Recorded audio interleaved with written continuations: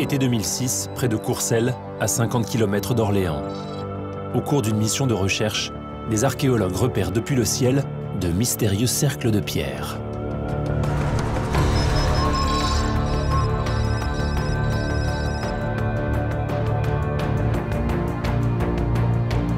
Les experts vont tenter de répondre à 3 questions. Ces cercles renferment-ils quelque chose? S'agit-il de sépultures ou de simples monuments? À quoi pouvait ressembler ce site il y a 3200 ans? Nous appellerons cette affaire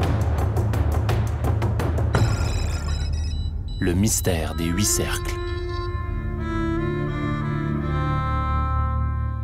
Donc ici, on voit les archéologues ont décapé la terre végétale sur un site archéologique.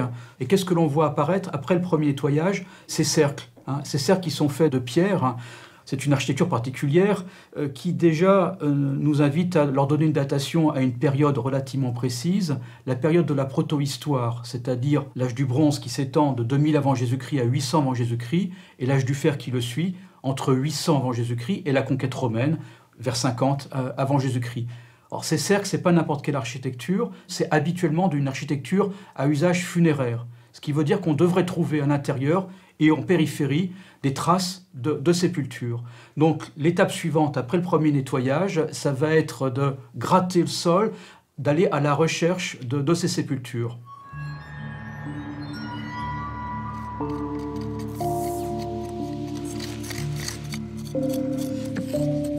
Sur le site, aucune trace de squelette n'est détectée.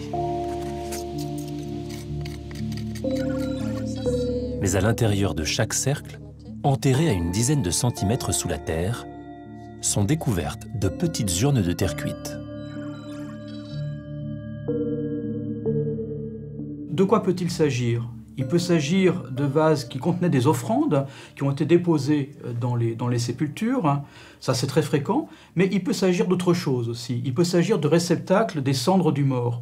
Parce qu'à la fin de l'âge du bronze, et on a vu qu'on est à la fin de l'âge du bronze, ces formes sont absolument typiques, on incinère très souvent les morts. Et les cendres, c'est-à-dire les menus fragments d'os brûlés qu'on a collectés sur le bûcher, on a l'habitude de les ramasser, de les regrouper et très souvent de les protéger dans un conteneur qui peut être un vase en céramique qu'on a pris dans la vaisselle en fait, et qui va servir à protéger ces vestiges pour l'éternité. Donc, pour en savoir plus, il va falloir vider le contenu de ces vases et voir si on va retrouver dedans ces esquilles d'ossements brûlés. C'est au laboratoire, à Orléans, qu'est étudiée l'une des urnes de Courcelles. Les premiers résultats ne semblent pas révéler la présence d'ossements humains brûlés à l'intérieur. On a peut-être un cénotaphe. Ça veut dire donc une sépulture où on honore le mort par un dépôt, mais où on n'a pas absolument aucune trace du mort. Dans ces cas-là, on peut très bien faire des funérailles sans présence du mort pour justement évacuer le chagrin et donc faire le deuil d'une personne disparue. Est-ce qu'on aborde là une évolution dans la pratique funéraire ? On touche du doigt là quelque chose dans ces cas-là de très intéressant. Enfin, on a envie d'y croire, mais est-ce que c'est vraiment le cas? On n'en sait rien. Voilà, donc on n'a pas de mort.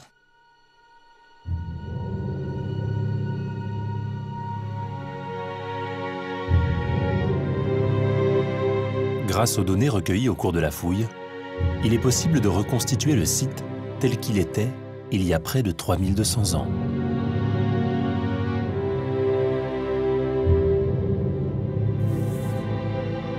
Donc, le résultat de l'enquête, on a très clairement affaire à des vestiges funéraires. Ces urnes montrent bien qu'on est à la fin de l'âge du bronze, bronze final comme on dit dans notre jargon, vers 1300-1200 avant Jésus-Christ.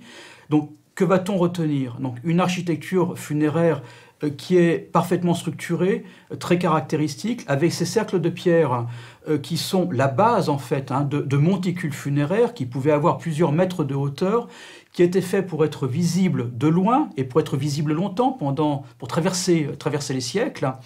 Et c'est vraiment une spécificité de ces sociétés de l'âge du bronze et de l'âge du fer d'avoir investi beaucoup d'énergie dans ces architectures funéraires qui jalonnaient le paysage beaucoup plus que leurs habitats, qui étaient d'ailleurs beaucoup plus éphémères et qui étaient beaucoup plus mobiles. Donc vraiment, on a affaire ici à un trait tout à fait spécifique d'une période de notre préhistoire. Ainsi se termine l'affaire du mystère des 8 cercles. Mais d'autres fouilles, d'autres enquêtes attendent encore les experts du passé.